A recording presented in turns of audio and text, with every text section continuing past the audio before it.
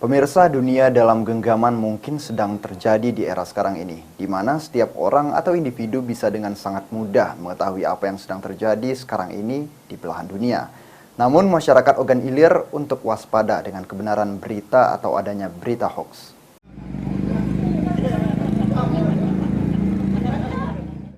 Polres Ogan Ilir melakukan sosialisasi ke jalan-jalan dengan membentangkan spanduk yang bertuliskan agar masyarakat waspada dengan banyaknya berita hoax.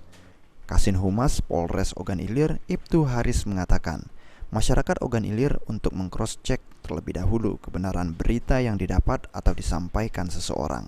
Hal ini terjadi karena kebutuhan informasi manusia yang semakin kompleks dan kemajuan teknologi terutama dalam bidang komunikasi yang semakin maju, membuat semua memerlukan informasi yang benar dan akurat terhadap suatu kebenaran informasi.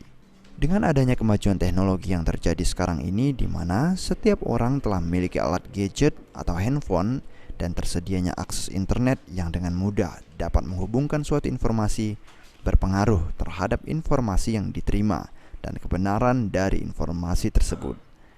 Selain itu, masyarakat Ogan Ilir diminta untuk bijak dalam bermedia sosial, tidak menyebarkan berita hoax sehingga tidak berhadapan dengan hukum nantinya. Ahmad Romawi, PAL TV.